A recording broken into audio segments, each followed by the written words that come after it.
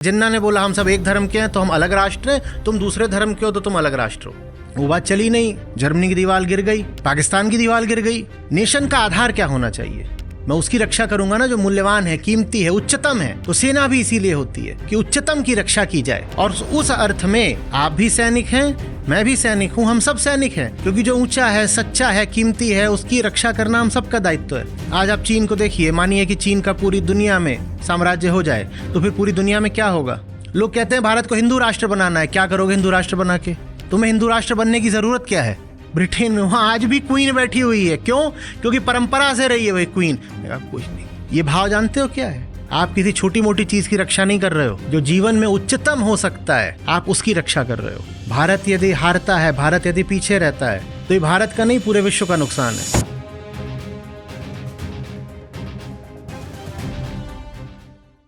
अच्छा, इसलिए आप लोग नहीं आ पा रहे थे, इतने सारे हैं। आइए, स्वागत है सबका। नमस्ते सर। मैं अभी इंडियन नेवी में हूँ, तो ये मेरे ट्रेनिंग हैं। आज संडे था तो मैंने सभी को साथ ले लिया है। बाकी दिन में मैं खुद ही सेशन सुनता था। तो सर, मेरा सवाल ये है कि जो भारतीय सेना है उसका वेदांतिक अर्थ क्या होना चाहिए? क्योंकि अभी हम बॉर्डर पे हैं, तैनात हैं, लड़ रहे हैं कि कोई देश हमारे ऊपर आक्रमण ना कर दे, और ये है जो ट्रेंड हो रहे हैं लड़ने के लिए। पर जो क्लाइमेट चेंज की समस्या है वो तो सभी के लिए है। तो जो भारतीय सेना का अर्थ है या वेदांतिक अर्थ क्या होना चाहिए? किसी भी सेना का, विशेषकर भारत की सेना का, एक ही अर्थ होना चाहिए। उसकी रक्षा करो जो उच्चतम है, उसको बचाओ जो बचाने योग्य है। देखो, राष्ट्र क्या होता है? राष्ट्र का अर्थ होता है लोग जो साथ रह रहे हैं, नेशन। और राष्ट्र में जो लोग साथ होते हैं, उनके साथ होने की कोई वजह होती है, कोई कारण होता है कि वो साथ होते हैं। ऊंचे से ऊंचा कारण होना चाहिए, और उस कारण की रक्षा जो लोग करें वो लोग फिर सेना कहलाते हैं। उदाहरण देता हूं। मोहम्मद अली जिन्ना ने बोला कि Hindus and Muslims are two separate nations. ये उनका वक्तव्य है। Hindus and Muslims are two separate nations. तो वो कह रहे थे कि नेशन का आधार ये है कि तू हिंदू है, मैं मुसलमान हूं। उन्होंने कहा कुछ लोग साथ रहेंगे क्योंकि वो सब लोग मुस्लिम हैं, और कुछ लोग साथ रहेंगे क्योंकि वो सब लोग हिंदू हैं। तो उन्होंने कहा नेशन का आधार ये है कि किसका धर्म क्या है। उनकी बात चली नहीं, क्योंकि मुसलमान तो पूर्वी पाकिस्तान में भी थे, पर वो मामला 30 साल भी नहीं चला, 25 साल भी नहीं चला। तो नेशन का आधार क्या होना चाहिए? नेशन का एक आधार यह भी हो सकता है कि हम सब की साझी भाषा है। जो पूर्वी पाकिस्तान के लोग थे, बंगाली थे, उनको सारी समस्या यही आ रही थी। असल में जो पूर्वी पाकिस्तान था उसकी आबादी पश्चिम से ज्यादा थी, लेकिन वो कह रहे उर्दू ही चलेगी, यहां बंगाली नहीं चलेगी। वो बंगाली को ऑफिशियल भाषा मानने से इनकार कर रहे। तो बंगालियों ने कहा नहीं, the basis of nationhood will not merely be religion, it will be language. तो राष्ट्र का दूसरा आधार ये हो सकता है कि हम सब एक राष्ट्र के हैं क्योंकि हम सब एक भाषा बोलते हैं। पहला आधार क्या हो सकता था कि हम सब एक धर्म के हैं। जैसे जिन्ना ने बोला हम सब एक धर्म के हैं तो हम अलग राष्ट्र हैं, तुम दूसरे धर्म के हो तो तुम अलग राष्ट्र हो। फिर दूसरा, जैसे बांग्लादेश के लोगों ने बोला कि नहीं, हमारी भाषा है बंगाली है तो हम एक राष्ट्र हैं। कुछ और भी हो सकता है, चेहरे का रंग, खाल का। कई देशों का इस बात पर विभाजन हुआ है कि साहब जो इस तरीके के लोग हैं वो उधर जाएं, जो इस तरह के लोग इधर आए, हम साथ नहीं रह सकते। The basis of our nation is the colour of our skin. जितने लोग एक तरह की खाल वाले वो इकट्ठे रहेंगे, ये नेशन है। और भी तरीके से हुआ है कि साहब हमारा ट्राइब क्या है। ऊपर से सब वो एक जैसे दिखते हैं, लेकिन वो कह रहे हमारा ट्राइब क्या है। ट्राइब से क्या आशय है उनका कि हमारी मान्यता क्या है।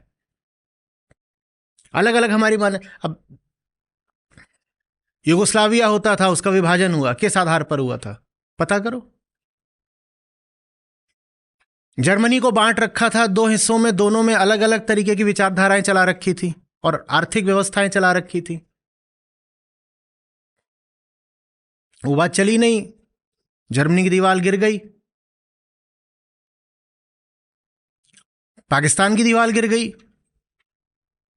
नेशन का आधार क्या होना चाहिए, और एक बार आप जान लो कि उच्चतम आधार क्या है, उसकी रक्षा करनी है। सेना उसकी रक्षा के लिए है।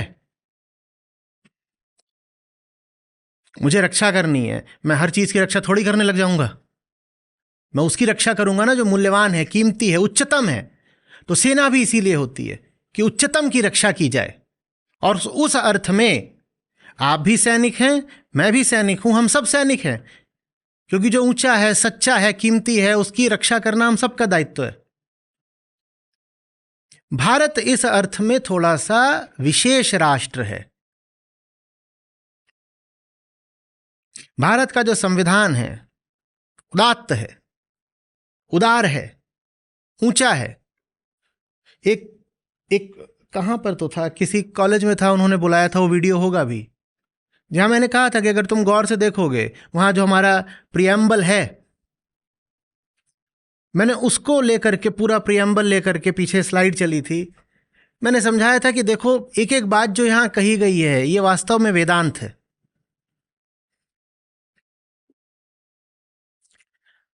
संविधान का प्रियम्बल होता है, जानते हैं ना, we the people of India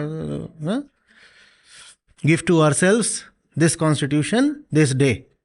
हम कहते हैं कि हम इन बातों पर चलेंगे। वो बस एक वाक्य है, वो जो पूरा प्रियम्बल है एक सिंगल सेंटेंस है, उसको पढ़िएगा। और ये अभी मुश्किल से शायद 1-2 साल पहले की बात है, कहीं पे हुआ था। हाँ, दिल्ली का ये जो SRCC कॉलेज है। तो इसलिए भारत रक्षा के योग्य है। हम नहीं कह रहे हैं कि तेरी खाल का रंग अलग है तो जाएगा। उसके पीछे भाव क्या है, ना हम देहास में, ये वेदांत। तेरी खाल का रंग अलग है, कोई बात नहीं, चेतना तेरी वही है। हम कह रहे हैं कि जात पात के आधार पे भेदभाव नहीं होगा। भाव क्या है वहां पर, अगर फिर वही, मैं चेतना हूं। स्त्री पुरुष में भेदभाव नहीं होगा, मैं चेतना। इसलिए भारत रक्षा के योग्य है।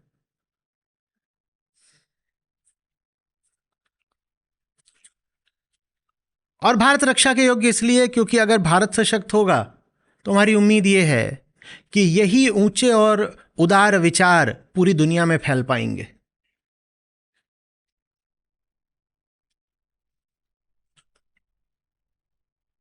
लिबर्टी, इक्वलिटी, फ्रेटर्निटी, हम बात कर रहे हैं इनकी। और हम भाई हैं आपस में, फ्रेटर्निटी। क्यों? क्योंकि एक ही मां से हम आए हैं। कौन सी मां? प्रकृति। ये वेदांत है। तो ये सेना का दायित्व है कि समझे कि भारत किस अर्थ में विशेष है और क्यों रक्षा की जानी चाहिए। आज आप चीन को देखिए, मानिए कि चीन का पूरी दुनिया में साम्राज्य हो जाए तो फिर पूरी दुनिया में क्या होगा? वही जो विचार आज चीन में है। और चीन में क्या विचार है? तेरी बात की कोई कीमत नहीं, एक पार्टी, एक प्रमुख, एक विचार, बाकी आम आदमी क्या बोल रहा है कोई मतलब ही नहीं।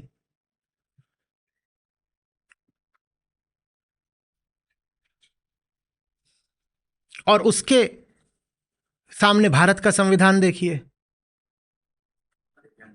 लोगों को नहीं समझ में आता। लोग कहते हैं कि हम तो सेकुलर है ना। साहब, हम सेकुलर हैं, पर हमारे संविधान में गीता बैठी हुई है। और चूंकि गीता हमारे संविधान में बैठी हुई है इसलिए हम सेकुलर हैं।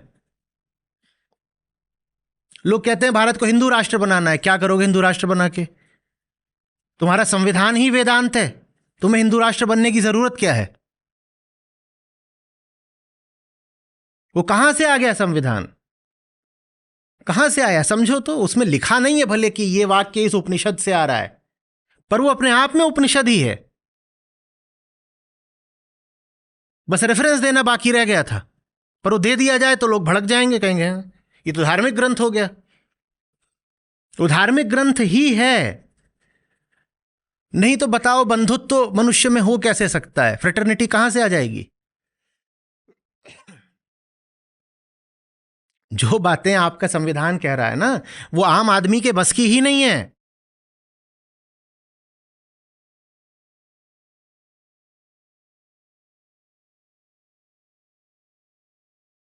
हर तरीके की लिबर्टी आपका संविधान आपको दे रहा है। कितने तरीके की फ्रीडम्स हो सकती हैं वो विस्तार में लिख के बता रहा है, ये भी फ्रीडम, ये भी फ्रीडम। और बस जब कोई बहुत आपात स्थिति हो जाएगी तब कुछ समय के लिए आपकी कोई फ्रीडम रोकी जा सकती है। वो भी अगर गलत रोकी गई है तो सुप्रीम कोर्ट मना कर सकता है, कहता है नहीं नहीं नहीं, नहीं रोक सकते। इतनी बड़ी बात है फ्रीडम, जो कि उच्चतम आध्यात्मिक बात होती है ना। फ्रीडम क्या होती है? लिबरेशन, उच्चतम आध्यात्मिक बात, मुक्ति। और देखिए आपका संविधान उसको कितना महत्व देता है।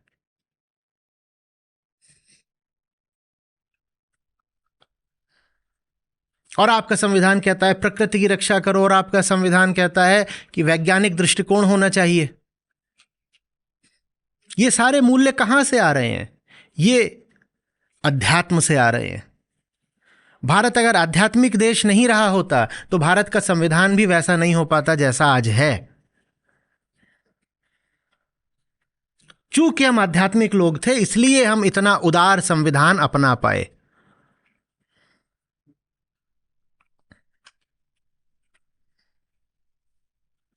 लोगों को लगता है नहीं, संविधान तो हमारा दुनिया के बाकी कॉन्स्टिट्यूशन से इंस्पायर्ड है। नहीं, तुम्हारा संविधान तुम्हारी मिट्टी से उठा है, पागल।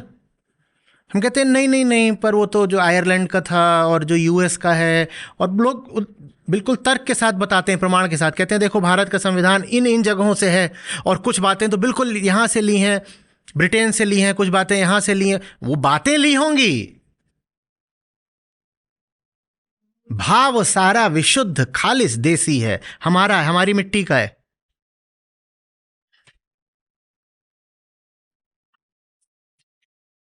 नहीं तो हम रिपब्लिक कैसे बन जाते? वहां पर तो आज भी क्वीन बैठी हुई है। हमने कहा यहां कोई किंग क्वीन कुछ नहीं, हम सच्चे गणतंत्र हैं। गण माने साधारण आदमी। सोचो वहां आज भी, कहां पे? ब्रिटेन में, वहां आज भी क्वीन बैठी हुई है। क्यों? क्योंकि परंपरा से रही है वही क्वीन। कुछ नहीं। ये भाव जानते हो क्या है? सबसे ऊपर आत्मा है, और आत्मा सबके लिए एक बराबर है, तो कोई ऊंचा कोई नीचा कैसे हो सकता है? क्या आत्मा पर किसी का कम किसी का ज्यादा अधिकार है? तो फिर हम किसी को किंग या क्वीन कैसे मान सकते हैं? ये वेदांत है। वेदांत के बिना रिपब्लिक होना बहुत मुश्किल है। जहां वेदांत नहीं है वहां तो कोई ना कोई मोनार्क होगा ही होगा।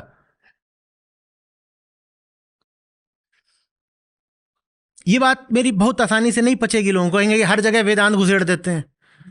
आज इन्होंने संविधान में भी डाल दिया। अरे मुझे दिख रहा है तो मैं क्या करूं? मैं कहूंगा मुझे दिख रहा है, कहते सावन के अंधे को सब जगह हरा ही हरा दिखता है। अब हो सकता है ऐसा, है तो है, पर मुझे तो ये पता है कि जैसा a thing of beauty is joy forever, सत्यम शिवम सुंदरम। मुझे जहां ब्यूटी, सुंदरता दिखाई देती है, मुझे तो वहां शिव ही दिखाई देते हैं। 100 तरह के सौंदर्य नहीं होते।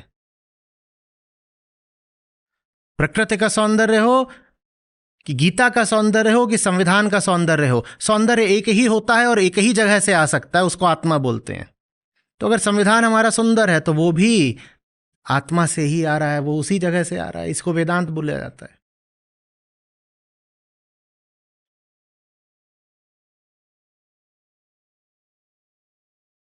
तो सेना का काम सिर्फ सीमाओं की रक्षा नहीं है,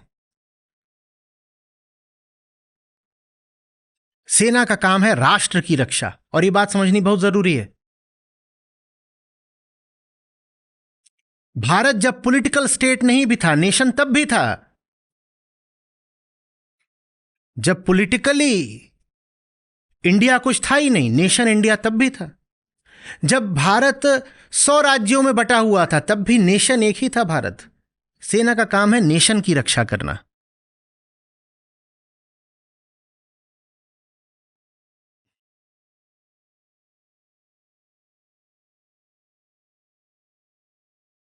बिल्कुल हो सकता है, काल के संयोगों की बात है कि कुछ ऐसा हो जाए कि राजनीतिक तौर पर भारत को पराधीन होना पड़े। होता रहता है, सब राष्ट्रों के साथ होता है, काल चक्र है, कभी बहुत ऊपर कभी बहुत नीचे। लेकिन भारत स्वाधीन हो पराधीन हो, अपने उच्चतम बिंदु पर हो अपने निम्नतम बिंदु पर हो, भारत राष्ट्र का आधार यदि दर्शन है तो भारत राष्ट्र सदा उच्चतम रहेगा। बस राष्ट्र का लेकिन आधार सही होना चाहिए। जिन राष्ट्रों का आधार गड़बड़ है वो कहीं के नहीं रहते, वो बस फिर लड़ मरते हैं।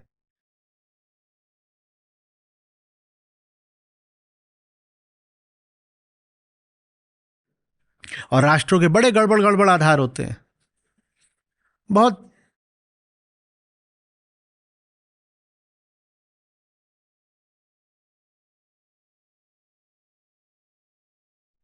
इस बात पे भी हो जाते हैं कि तुम दक्षिण वाले, हम उत्तर वाले, हम अलग अलग रहेंगे।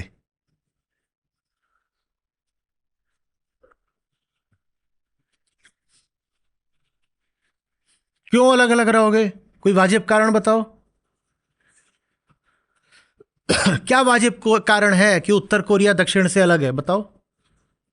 कोरिया तो एक देश है, बीच में उन्होंने एक रेखा खींच रखी है। क्यों खींच रखी है? उस राष्ट्र की कोई वजह है? कोई वजह नहीं है। एक परिवार है, वो वजह है। जिस दिन वो परिवार नहीं रहेगा वो एक हो जाएंगे।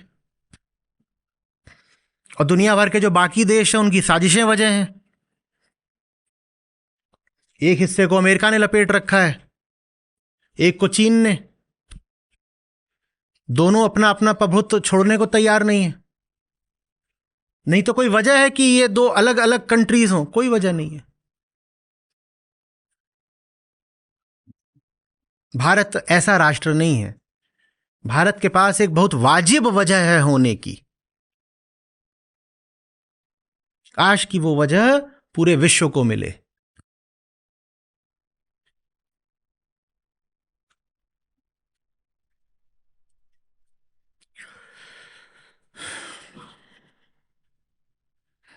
तो आपको अपने काम में जबरदस्त समझ होनी चाहिए और बड़ा गौरव होना चाहिए। आप किसी छोटी मोटी चीज की रक्षा नहीं कर रहे हो।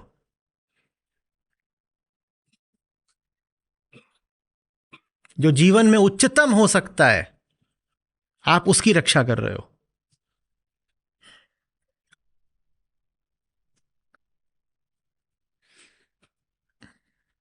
भारत यदि हारता है, भारत यदि पीछे रहता है, तो ये भारत का नहीं, पूरे विश्व का नुकसान है।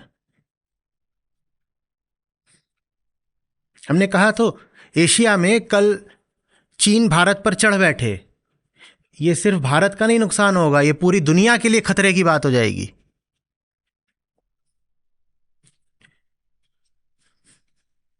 इसलिए नहीं कि चीनी गड़बड़ लोग हैं, इसलिए क्योंकि वो जो उन्होंने विचारधारा पकड़ी हुई है वो मानव मात्र के लिए जहरीली है।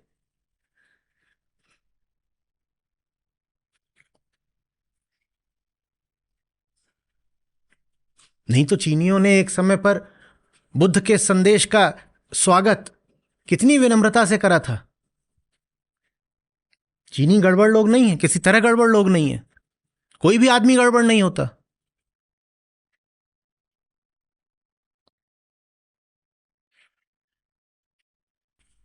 हमको लगता है कि एक चीज होती है इंसानियत और एक चीज होती है धर्म। हम कहते हैं धर्म की जरूरत नहीं, इंसानियत पर्याप्त है। साहब, अगर इंसानियत सच्ची है तो उसके केंद्र में धर्म बैठा होगा, भले ही आपको पता हो चाहे ना पता हो। नहीं तो इंसान माने क्या होता है? फिर तो इंसान वैसा ही है जैसे जंगल का कोई भी और पशु। जिसको आप ह्यूमैनिटी बोलते हो, जो बात आज ह्यूमनिज्म करके चलती है, न हिंदू बनेगा ना मुसलमान बनेगा, इंसान की औलाद है इंसान बनेगा। ये जो हायर ह्यूमन वैल्यूज हैं, ये सब की सब कहाँ से आती हैं? जंगल से नहीं आती हैं, ये दर्शन से आती हैं, फिलॉसफी से आती हैं।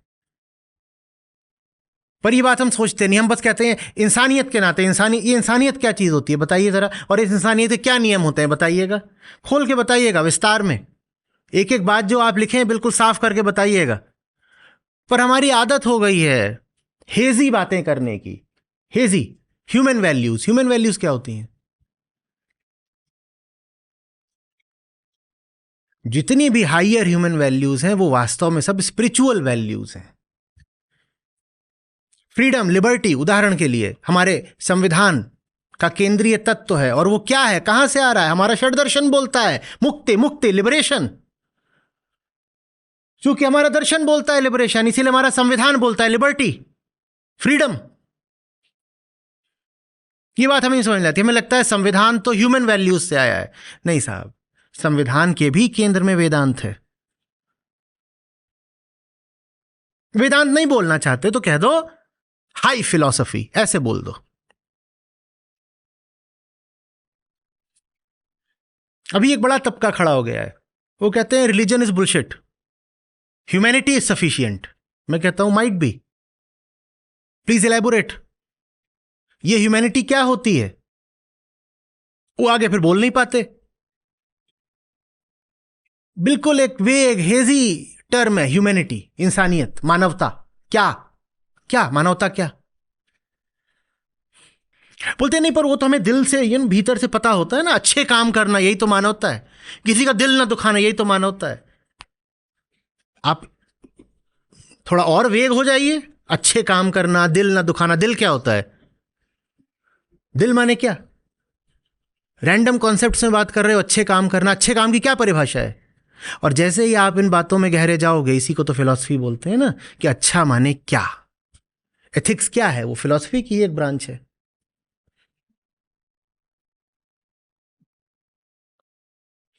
समझ में आ रही बात? तो आप अगर ये भी बोलते हो कि भारत का संविधान ह्यूमन वैल्यूज का, इंसानियत, मानवता का एक उत्कृष्ट उदाहरण है, तो वो जो ह्यूमन वैल्यूज हैं वो भी वास्तव में स्पिरिचुअल वैल्यूज ही होती हैं। अगर आप स्पिरिचुअल नहीं हैं तो ह्यूमन वैल्यूज के नाम पे न जाने कौन सा कचड़ा आप खड़ा कर दोगे। बड़ा आनंद आए कभी मुझे, आप लोग अगर समय दे पाए, कि मैं संविधान को लूँ, उसके आर्टिकल्स, अनुच्छेदों को लूँ और बता पाऊँ कि देखो ये जो लिखा हुआ है ना, ये आर्टिकल, ये अनुच्छेद, ये संतों के किस भजन से आ रहा है, और ये जो है ये उपनिषद के किस श्लोक से आ रहा है, और ये जो पूरा सेक्शन ही है ये गीता का कौन सा अध्याय है।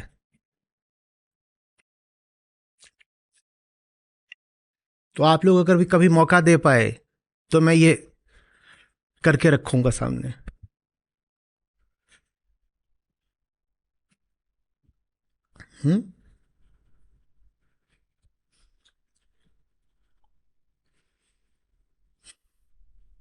हम सेकुलर भी इसीलिए हैं क्योंकि हम आध्यात्मिक हैं। जो आध्यात्मिक हो गया ना, फिर वो धर्म के आधार पर बहुत नहीं चलता। लोगों को लगता है कि आध्यात्मिक होने का तो मतलब होता है और ज्यादा अब तुम कट्टर धार्मिक हो जाओगे। उल्टी बात है। जो आध्यात्मिक हो गया वो धर्म के आधार पर भेदभाव बंद कर देता है। ये सेकुलरिज्म है। सेकुलरिज्म माने आध्यात्मिकता वास्तव में।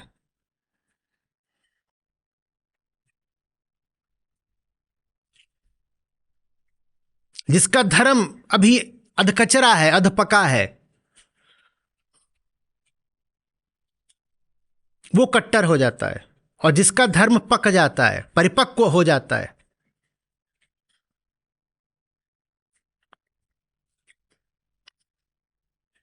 वो धार्मिक भेदभाव आदि से ऊपर उठ जाता है। तो वास्तव में सच्ची धार्मिकता ही धर्मनिरपेक्षता के रूप में सामने आती है।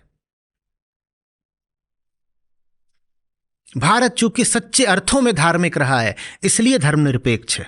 धर्मनिरपेक्ष का मतलब ये नहीं होता कि अब धर्म से कोई लेना देना नहीं। धर्मनिरपेक्ष का मतलब होता है हमारी धार्मिकता अब परवान चढ़ चुकी है, हम बहुत गहरे अर्थ में धार्मिक हो चुके हैं।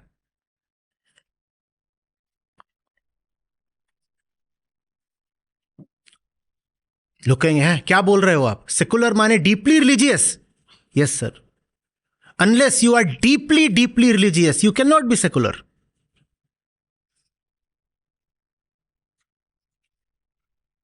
और इसीलिए फिर आज धर्मनिरपेक्षता का भारत में इतना विरोध हो रहा है, क्योंकि जो लोग विरोध कर रहे हैं उनकी धार्मिकता अभी कच्ची है, वेट बिहाइंड द ईयर्स, अभी वो पके नहीं है।